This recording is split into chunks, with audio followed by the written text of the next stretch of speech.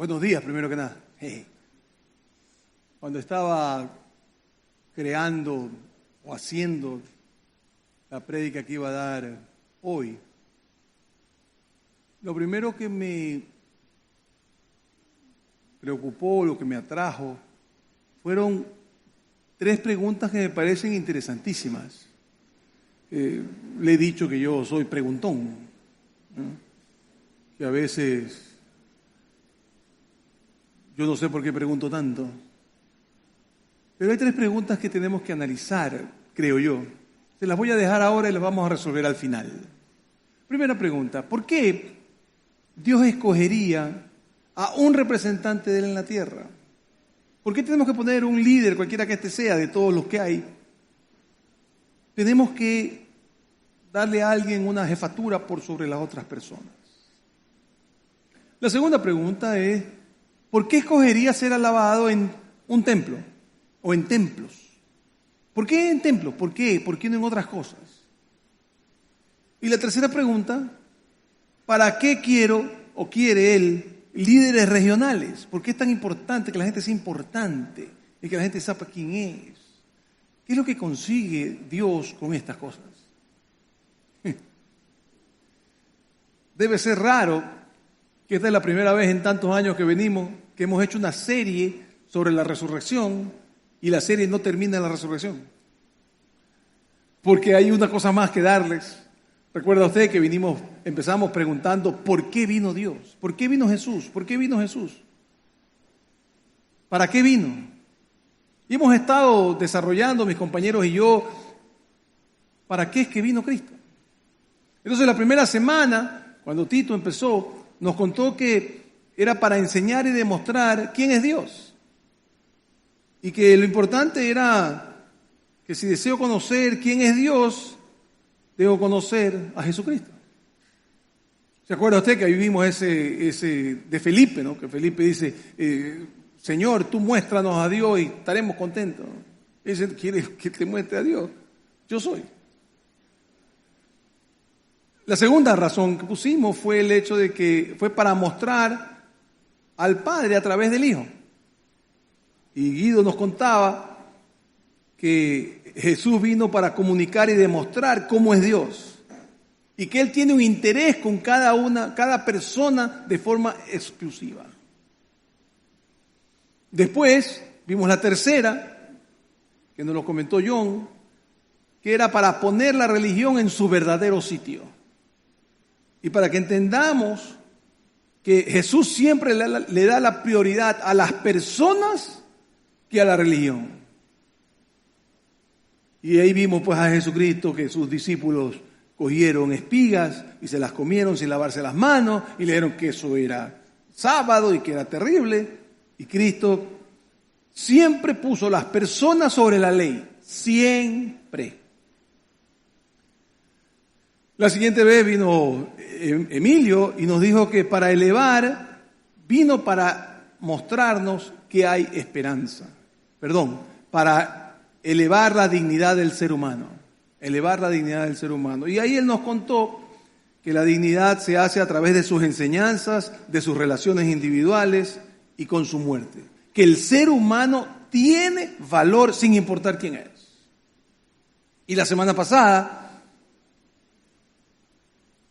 este servidor suyo le dijo que vino Cristo a mostrarnos que hay esperanza a través de la resurrección y a través del hecho de que Él murió por cada uno de nosotros. Que generó y lanzó, y es lo que vamos a ver esta semana, un movimiento que salió a través de la resurrección, del evento, y dimos varias veces la palabra evento, que la resurrección es la que empieza el cristianismo. Y hoy vamos a ver la última. ¿Por qué vino Cristo? Vino para generar una nueva comunidad. Para generar una nueva comunidad. Ahora, el problema que tenemos, o mejor dicho, lo que vamos a hacer es analizar entonces cómo empezó este movimiento. Y para verlo, lo primero que tenemos que analizar es un problema que se creó en los siglos. y es un problema de la traducción. Tenemos un problema serio de la traducción y usted lo va a comprender con claridad. Cuando Jesús habló del movimiento, dijo que el movimiento era la eclesía. Y la eclesía es asamblea, nunca se refiere a un edificio, solo se refiere a personas y a personas que siguen a Jesús. Eclesía no era sino personas, un movimiento, una comunidad, una asamblea. Sin embargo, cuando Cristo toca el tema una vez, nosotros entendemos una cosa distinta. ¿Por qué? Porque la Biblia española arranca de la inglesa y la inglesa sale de la alemana. Y la persona que tradujo la palabra eclesía, la tradujo con una palabra alemana que se llama Kirche. Y Kirche significa edificio. Entonces, cuando ellos pusieron edificio ahí, los ingleses tradujeron eso por church y en Ecuador, en español, quedó iglesia. Y nosotros hemos entendido este versículo como que hablamos de edificio. Mire lo que hemos leído usted y yo 100 veces. Yo les digo que tú eres Pedro, y sobre esta piedra edificaré mi iglesia, y las puertas del reino de la muerte no prevalecerán contra ellas. Usted y yo, a menos que usted sea una cosa impresionante, usted y yo hemos entendido que iglesia es edificio. ¿Verdad? Usted nunca ha entendido que iglesia es personas o comunidad. Están con pereza de levantar la mano, pero no importa. Yo sé que es así. No me ayudan. Okay. Entonces, nosotros empezamos a trabajar, en vez de con una asamblea, un movimiento o una comunidad, creyendo que es una organización religiosa o peor, un templo. Eso no es lo que dijo Cristo. Nosotros deberíamos decir, y sobre esta piedra edificaré mi movimiento, mi asamblea o mi comunidad. Entonces, si lo que Cristo quería hacer un movimiento, ¿cómo empezó el movimiento? Número 1, está fundamentada en la resurrección, lo hemos dicho ya. Esto empezó con la resurrección, no empezó con otra cosa, sino con eso. Con el evento arrancó, y entonces los discípulos empezaron a entender que había que generar un movimiento. Entonces Cristo se va, se quedan los pastores, y uno de ellos, que vamos a trabajar ahorita, Pedro, decide arrancar y decir a las personas cómo es este movimiento, en qué se fundamenta el movimiento. Y usted lo puede leer en Hechos 2 y en otro más, el discurso que dice Pedro diciéndole, señores, el movimiento se basa en, y le hemos dicho varias veces que decimos que se basa en el querigma, que es el querigma, la forma como los discípulos contaban a otras personas no cristianas cómo es la relación con Jesús. Y siempre empieza igual y son las mismas cosas. Número 1, los profetas hablaron del Mesías, no los turros actuales, sino los de verdad. 2, Cristo nació. 3, Cristo estuvo entre nosotros. 4, Cristo murió y resucitó. 5, Cristo se fue a los cielos. Y 6, volverá por segunda vez. La persona repetía eso, no necesitaba tener una Biblia encima, no necesitaba hablar con alguien con la Biblia. ¿Qué es el cristianismo? ¿De dónde sale? ¿Cómo sabemos que Cristo es el Mesías? El profeta lo avisó, lo contó. Él nació. Estuvo entre nosotros, murió y resucitó. Vino, subió al cielo, viene por segunda vez. Si yo me lo aprendo, usted también. Entonces, cuando usted le va a hablar a alguien que no es cristiano y quiere hablarle de quién es Cristo, ahí está. No necesita llevar una Biblia. Mira, déjame mostrarte en Juan. No sirve además. Entonces, el movimiento, ¿cómo empezaba? Empezaba con la resurrección. Y las personas empezaron a hablar de quién era Jesús. Así empezó el movimiento. Después, lo segundo que hicieron, que lo hizo Cristo también, es fundamentar cuál es la misión. Es decir, decirle a la gente, a ver, la misión es esta. ¿Es verdad o no es verdad que usted en las empresas que tiene una misión? Si usted tiene un grupo de amigos, tienen una misión. Aunque sea contar chistes. Todos tenemos una misión. ¿Cuál era la misión? La misión no era ir a un templo, con tan bueno como puede ser. Y me encanta que vengan, y a mí me parece fantástico que vengamos. Tampoco es cantar, con todo lo hermoso que puede ser cantar. Y aquí, paréntesis. 2 segundos para los que no vienen tanto o vienen de vez en cuando. Si usted lo ve por internet, que para eso están, usted va a oír más o menos la misma prédica, pero se está perdiendo la hermosura de cantar por mi Señor, porque no es igual oírlo por internet que estar aquí con nosotros. Simplemente lo digo, yo no canto, porque yo canto bien, pero se me escucha horrible. Entonces yo no intento hacer, canto para mí, a menos que esté en el carro solo, en cuyo caso, como nadie me está escuchando, no importa. Pero usted no sabe lo que yo disfruto. Las canciones me parecen fantásticas. Entonces, no es ni eso, ni el templo, ni orar, ni ser generoso, ninguno de eso es la misión. Son cosas importantes, claro, pero no es la misión, pues. Si usted es creyente y usted quiere ser o es o se piensa un discípulo de Jesús, la misión para usted y para mí es una. Por tanto, vayan y hagan discípulos de todas las naciones. Conste que dice discípulos, no dice convertidos.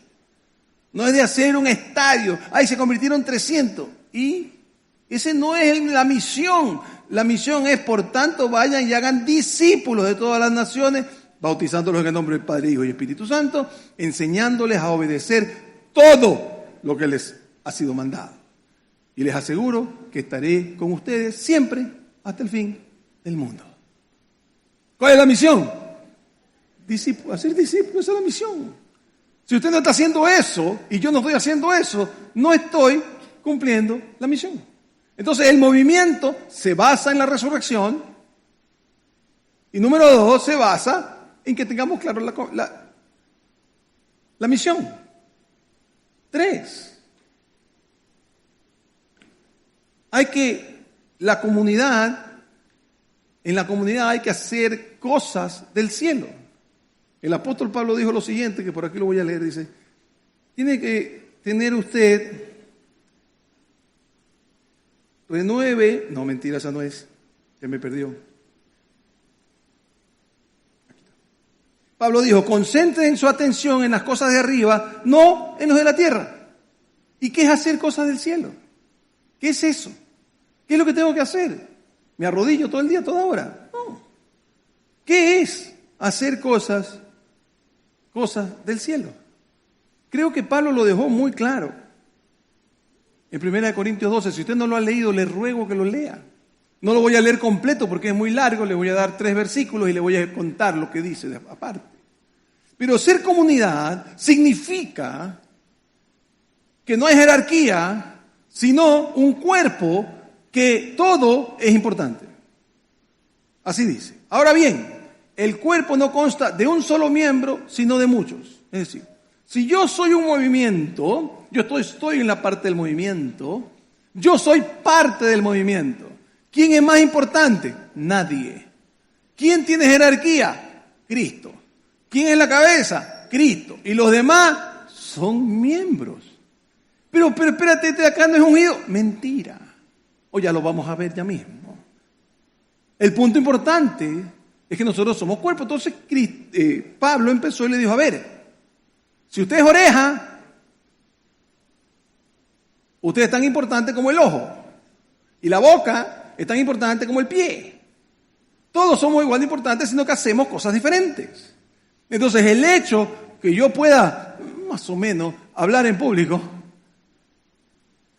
no es más importante que está cuidando a personas de otra manera. Porque somos un cuerpo. Y dice él, Pablo, y yo lo voy a decir a los guayaquileños, ¿no?, que el Gil del Perejil es tan importante y tal vez es más importante que aquel que se cree, como dirían los muchachos, el muy. Todos somos lo mismo, todos somos iguales. Hacemos cosas diferentes, pero no soy más importante por la otra persona que está haciendo. ¿Qué es hacer cosas del cielo? Es ser un cuerpo. Y cuando está concluyendo dice lo siguiente, a fin de que no haya división en el cuerpo, sino que sus miembros se preocupen por igual unos por otros. ¿Cuál es la función de los discípulos de Cristo? Es preocuparnos unos por otros. No, pero es que tenemos que preocuparnos primero por porque este es el que nos da la palabra y entonces no es verdad. Termina diciendo lo siguiente, ahora bien, ustedes son el cuerpo de Cristo y cada uno es miembro de ese cuerpo. ¿Cuántos que son aquí discípulos de Jesús son miembros del cuerpo? Todos. Hay uno, gracias. Todos. No hay ninguno que no es. Y no hay uno que se va a ir primero al cielo que el otro. Tal vez si es más gordo, sea más rápido, pero si no. Entonces, por favor, entendamos las cosas. Cuando Él formó un movimiento, lo empezó con la resurrección, lo siguió con quien era Cristo y le dijo, ok, ¿qué es lo que tienen que hacer ustedes? 4. Hay elementos de la enseñanza. Hay gente que nos dijo, esto es lo que tienes que hacer si quieres ser discípulo. Si quieres ser parte del movimiento, estas son las cosas que tienes que hacer. ¿Y qué nos dijo? Y por si acaso está publicado atrás. Los elementos. Número 1, una mente renovada. Nosotros le hemos puesto nombre a esto del reseteo, lo que vemos por internet, lo que hacemos por internet. ¿Qué es renovar tu mente? Dejar de pensar lo que piensas antes, incluido lo que te han enseñado mal a personas como yo. Yo tengo que renovar mi mente, entender quién soy yo para Cristo y quién soy yo para el movimiento. Si yo no comprendo eso, entonces no estoy haciendo nada, porque no estoy siendo parte del movimiento. Si usted no está renovando su mente y pensando como Cristo piensa, que se dice fácil y se hace difícil, usted tiene que aprender a cambiar su mente y a pensar como Cristo piensa. 2, usted tiene que dar evidencia del fruto del Espíritu, que son 9 partes, ya lo hemos dicho algunas veces, en Gálatas está, como yo no me acuerdo, se lo voy a contar aquí. Amor, paz, paciencia, benignidad, bondad, humildad, fidelidad, amabilidad y dominio propio. No están en orden, pero no importa. Si usted no va desarrollando ese fruto del Espíritu, usted no está siendo parte de la comunión y no está trabajando para ser parte del cuerpo. Porque usted tiene que mostrarle al resto un montón de cosas diferentes. Y usted crece en eso, ¿lo va a lograr perfectamente? Claro que no. Con algunos de ellos tiene más problemas que otros, como la mayoría de nosotros. ¿Cuál es el mayor problema que tenemos de todos esos? Tal vez la paciencia, sobre todo cuando maneja. Quiere matar al taxista, quiere matar al motociclista. Cada vez que usted ve un motociclista, ¿qué le ha hecho el motociclista?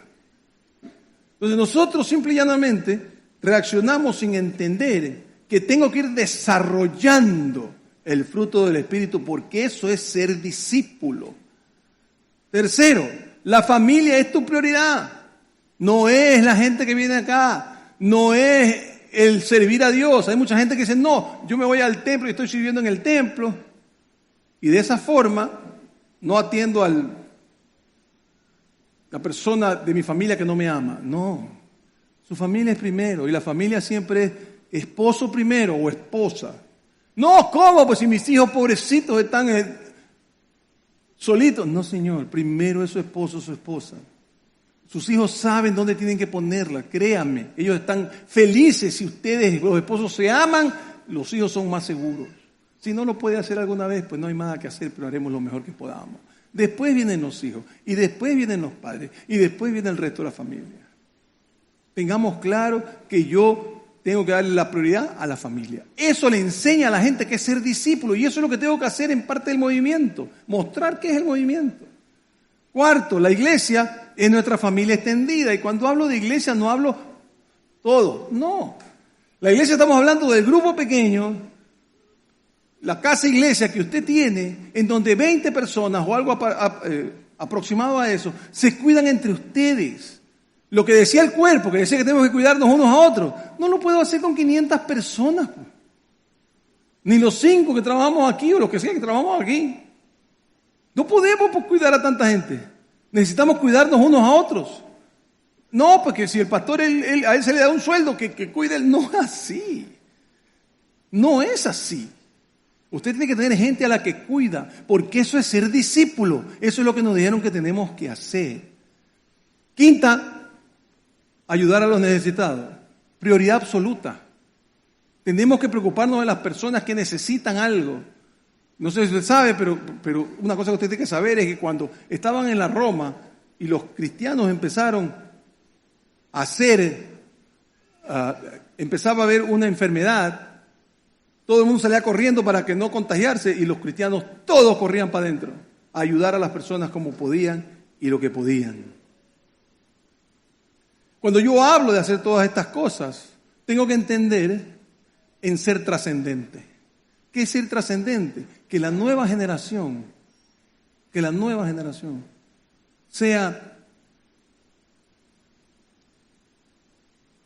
le permitamos continuar siendo cristiano.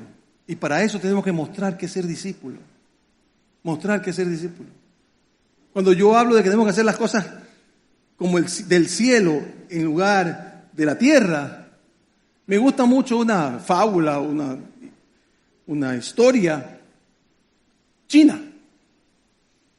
A un sabio le preguntan, ¿cuál es la diferencia entre infierno y cielo? Él dijo, mira, piensa que hay una mesa muy grande con toda la comida que tú puedes desear. Pero todas las personas están enyesadas y tienen cuchillo y tenedor y no pueden hacer esto. Entonces, infierno es que tú, por toda tu eternidad, estás queriendo comer y no puedes porque no puedes doblar los codos. La del cielo es exactamente igual, la misma mesa, la misma gente, la gente enyesada. Pero en el cielo uno se lo da al de al frente. Uno se lo da al de al frente. Eso es cielo. A mí me parece espectacular la historia. Eso es el cielo. Unos por otros. Eso es lo que Cristo creó, lo que Cristo dijo que teníamos que hacer. Ahora me siento porque esto ya es cuando empieza la cosa grave.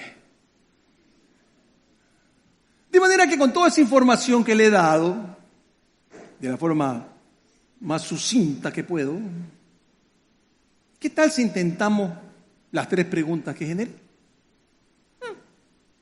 Ya que el movimiento es que empieza con la resurrección, que continúa con saber quién es Cristo, seguir cómo vivir con sí, cómo se vive en el cielo, todas estas cosas que he dicho.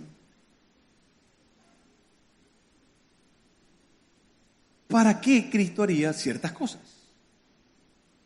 Primera pregunta. ¿Para qué Dios escogería a un representante de Él en la tierra? ¿Para qué? ¿Para qué escoge a alguien? Déjeme darle una máxima que usted tiene que conocer. Usted quiere matar a un ser humano, dele poder. Lo terminó. Dele poder a alguien, mire. Se le acabó el cristianismo, se le acabó lo que sea. Hasta sonreír a algunos. ¿Por qué le daría a Cristo poder? Peor de todo. Se supone por el versículo que leímos que es a Pedro, por lo menos en el catolicismo romano, que lo nombraron a él el más importante. Y el problema que tengo con eso es que Pedro no se enteró. Nadie le contó. Se lo pruebo. Pedro escribe una carta que le dicta a alguien. Y dentro de eso escribe lo siguiente. A los ancianos, no estoy hablando de viejos necesariamente, que están entre ustedes, yo que soy anciano como ellos. Primera cosa, Pedro era un anciano como otros. Dice él, no yo. Testigo de los sufrimientos de Cristo y partícipe con ellos de la gloria que se ha de revelar. Les ruego esto. Cuiden como pastores el rebaño de Dios que está a su cargo. Y no se pierdan esto, que es fantástico. No por obligación ni por ambición de dinero, sino con afán de servir como Dios quiere. Estamos en lío. No sean tiranos, como los que están a su cuidado, sino sean ejemplos para el rebaño. ¿Por qué tenemos que ser ejemplos? Porque soy discípulo. Y si soy discípulo, parte del movimiento, la gente tiene que entender qué es ser cristiano. ¿Por qué Cristo nombraría a un líder único para que termine como el Dalai Lama, metiéndole la lengua a un niño? Y si no lo ha visto, pues, y quiere verlo, véalo. ¿Por qué? ¿Por qué nombrar a Mahoma? Que decía que Alá era el único que valía, y tú dices, Alá, ¿vas a creer en Alá? No. Fuera cabeza. Vea la historia, cuánta gente mató Mahoma para que crean en Alá. ¿Acaso que le hicieron, mira, déjame mostrarte el amor que Alá tiene por ti? No. O sacerdotes que terminan siendo pedófilos. ¿Para qué Cristo le da poder a alguien que no lo puede manejar? Una pregunta interesante. O le genere a otra gente para que digan que resulta que Dios se le apareció a un gringo, porque tenía que ser gringo, y entonces él le dio una Biblia nueva y generó a los mormones, o a los testigos de Jehová. O generaron sectas que terminaron suicidando gente, como hicieron en la islita. Hace más años que muchos de ustedes ni han de saber de qué estoy hablando. Y los otros en San Diego, que se pusieron unos zapatos blancos y se pusieron veneno porque venía un ovni con Cristo a recogerlos. Para eso le vamos a dar poder a la gente. ¿Usted cree que a Cristo se le ocurre darle poder a alguien para que termine así? ¿O usted cree que a Cristo no se le ocurría que esto iba a suceder cuando le hablaba a todo el mundo que el poder es lo peor? ¿Será que nunca lo hizo? ¿Será que eso es un invento de los seres humanos? Y que por eso tanta gente se queja del cristianismo cuando Cristo ni siquiera nombró eso. Nunca ha querido que sea así. Pero como ahora hay un solo líder en muchas religiones, ninguna sirve para nada. El único líder aquí se llama Jesús. El resto somos parte del cuerpo. Punto. No es tan complicado. ¿Para qué lo hacen? ¿Para qué quiero tener un solo líder? Para dominar seres humanos. Si es lo más fácil. Segunda pregunta que me hice. ¿Por qué escogería Dios ser alabado en templos? ¿Por qué en templos? Un templo, cualquiera que este sea, te gasta recursos, te gasta te gasta tiempo y te gasta a tu persona. ¿Por qué? Porque te dedicas todo el día a eso y te pierdes de la gente. ¿Por qué tiene que generar un templo? Y entonces, claro, la gente dice, no, pues que Dios dijo que hagan el templo. Y Salomón lo hizo. E inclusive dio las medidas. Pare un ratito, lea bien.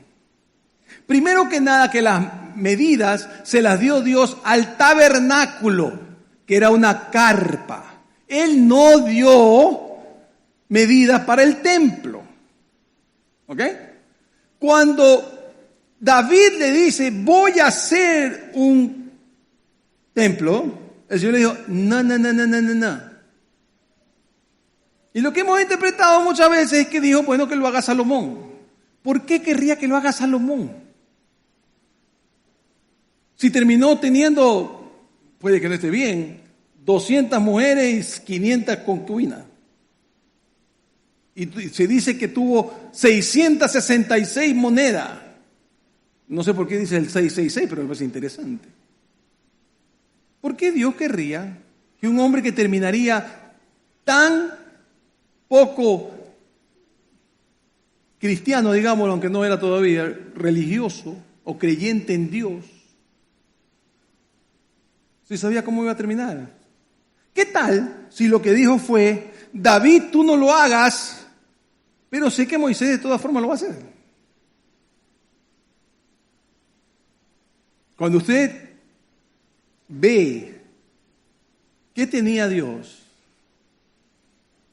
los judíos habitaban en carpas. Por tanto, el templo era una carpa. ¿Por qué? Porque el pueblo y Dios tenían que vivir en el mismo sitio. Y tenía que ser adorado de la misma forma en que vivían. ¿Nosotros dónde vivimos? En la casa. Entonces, ¿dónde debemos adorar?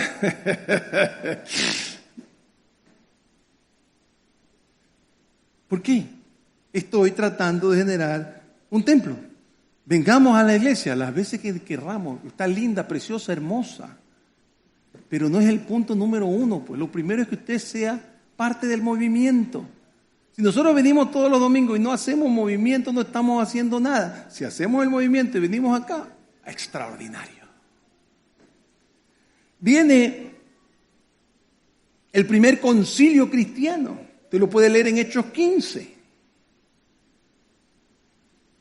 Y los discípulos tienen esta primera reunión entre judíos y cristianos que eran griegos, entre ellos Pablo y Bernabé.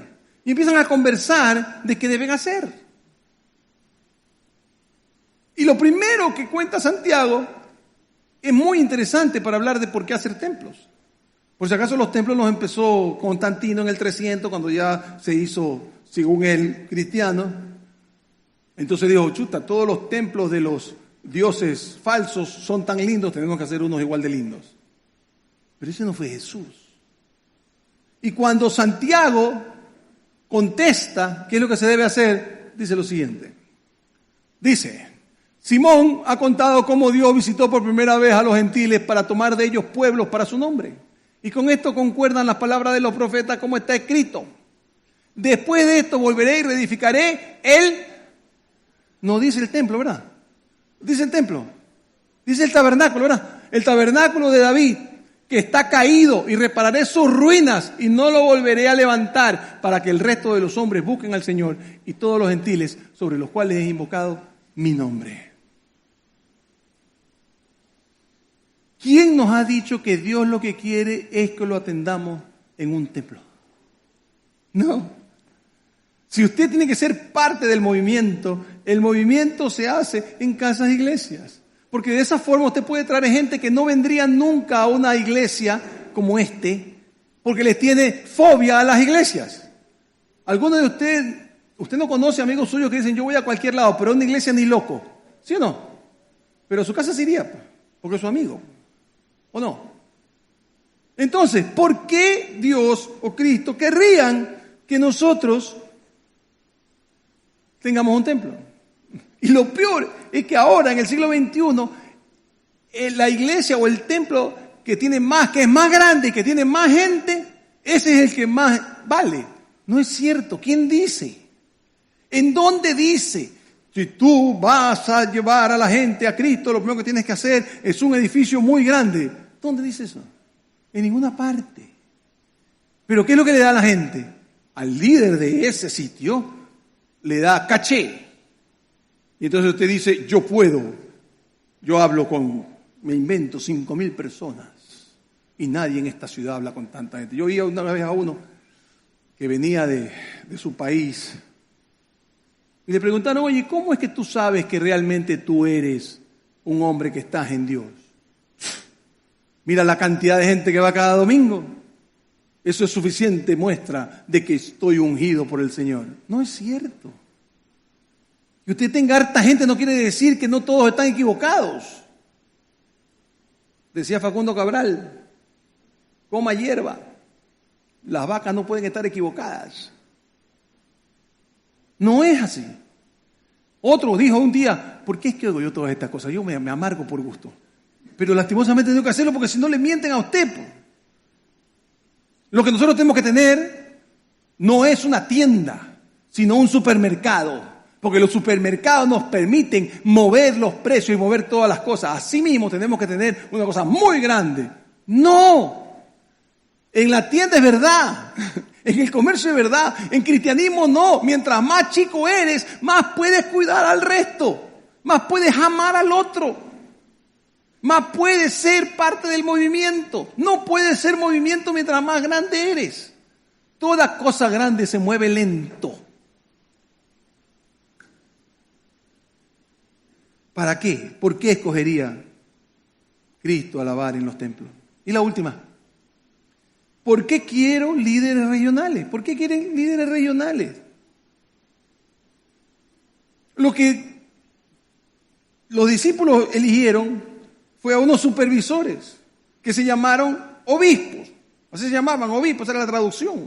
¿Qué querían que hagan esos supervisores? Que vayan que estén disponibles para un montón de casas de iglesia, que el anciano necesite una pregunta o tenía un problema, entonces iba este supervisor, conversaban, no daban órdenes, sino que lo que hacían era que conversaban, trabajaban, él decidía qué hacer y se iba el supervisor. No es el que daba la ley, no es el que decía lo que tenían que hacer. Cada casa iglesia escogía qué hacer y cómo hacerlo. Y sabían que si eran parte del movimiento lo que tenían que hacer, ¿cuál era la misión? Crear discípulos, ¿verdad? Y eso es lo que tenían que hacer. Pero no es que tengas que estar atrás de un supervisor que tenía que controlar. Esto se hace, esto no se hace. Allá ponte tal cosa, no te puedes poner sombrero. ¿Qué les pasa? ¿De dónde sacaron eso? Eso tampoco lo hizo Cristo. Entonces queremos tener líderes regionales para que tengan avión, toda la plata del mundo. Por Dios, algún día, así por fregar, no tiene nada que hacer, pongan en internet, casas de los apóstoles, de los pastores, perdón. El más turro de todo, su casa vale $3 millones. ¿No le parece a usted, aquí entre usted y yo, aquí en nota, que una persona que es parte del movimiento debe estar gastando la plata en hacer misericordia con personas encima que no es suya, porque por último se la ganó trabajando? No, lo que está haciendo es levantando a otras personas que pagan eso. Y yo, en vez de usarlo para mejorarle la vida a alguien, me mejoro la vida yo. No yo, sino ellos. Vamos a pensar que soy yo. En el mismo Hechos 15 que usted puede leer después, el concilio, que era lo más importante que había, le dicen, bueno, ¿y qué hacemos? ¿Y saben lo que contestaron? Vea, cada uno de ustedes haga lo que es según su cultura. Por favor, señores griegos, no hagan estas 3 cosas que afectan mucho a los judíos. Y de ahí, vean qué hacer. Se terminó el concilio. Si fuera un concilio de ahora, estaríamos discutiendo hasta de qué color nos podemos poner las medias. Entonces, tenemos que tener las cosas claras. Esto no es de nombrar gente, nombrar ungidos para que hagan toda la plata del mundo. Y para que le digan a las otras gente, tranquilo, que así como yo gano, tú vas a ganar. No es verdad, pues. Eso no es el movimiento. ¿Dónde está eso como parte de la misión? En ningún lado. Tenemos esta gente que ahora creen que son los segundos al mando del genio, que si ellos frotan la lámpara, usted puede pedir 3 deseos. Así es. No. ¿Tiene algo que ver con Dios? No. Lo único que están haciendo es tratando de competir, y apenas viene un líder que es más o menos bueno, lo minimizo porque se me puede llevar a otras personas. Y empieza la competencia. Entonces yo ya me peleo contigo, entonces todo el grupo de aquí, no estoy diciendo que lo hagan, estoy dando un ejemplo, viene otro y se lo llevan. Y entonces, ¿qué salieron ellos? Cambiarte de iglesia es pecado, porque es una traición. Porque no, es como tú traiciones a tu padre porque yo soy su padre espiritual. ¿Ah, sí? Recién me entero. No es así. En este movimiento denominado cristianismo solo hay un líder, Jesús. El resto no tenemos sitio para ser dueños de nadie. Somos servidores de todo el mundo y eso es lo que tenemos que hacer. Este movimiento fue hecho para que todos nosotros supiéramos qué hacer mientras compartimos entre nosotros la felicidad de ser discípulos. ¿Cómo va usted a ser feliz discípulo? Va a tener claro su misión, va a tener claro los elementos con los que tiene que vivir y va a empezar a vivir y después compartirlo con quien usted pueda. Decirles lo que es el cristianismo y que el cristianismo no es ni un templo, ni un líder único, ni un líder regional. Lo que hay es un montón de personas que somos parte del cuerpo y que lo que hacemos es servirnos unos a otros. Si usted quiere que alguien, si usted quiere destrozarle la vida a alguien, dele poder. Y dele poder religioso peor todavía. No.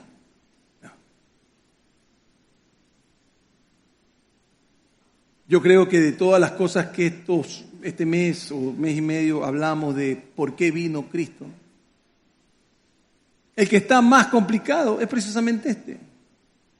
Porque uno puede creer que Cristo es Dios, que la religión no es tan importante, que resucitó y todo este tipo de cosas, que le dio una dignidad a todo ser humano. Pero cuando hablamos del movimiento, mi madre que lo hemos hecho pedazos. Hoy es mi sueño, que usted y yo le digamos, ¿sabe qué? ¿Qué tal si nos convertimos en discípulos? Y ahí decidimos cómo hacerlo. Pero empecemos por decidir que yo no soy cristiano mientras no soy un seguidor de Jesús. No importa otra cosa que usted haga. Usted tiene que aprender que esto nació con la resurrección, que su misión es generar discípulos. Por tanto, usted tiene que ser generado discípulo. Y para ser discípulo hay 6 elementos que usted puede hacer, porque usted vive como el cielo, no como la tierra. Usted va a ser muy feliz haciendo eso. Pero cuando a usted le den jerarquía, así sea jerarquía de que pone a 4 personas debajo suyo, fregó a esa persona para siempre como cristiano. Por eso Cristo no le dio poder a nadie. A nadie. Usted y yo, que estamos aprendiendo a ser discípulos, nuestro objetivo es servirnos unos a otros. Póngase de pie, vamos a orar.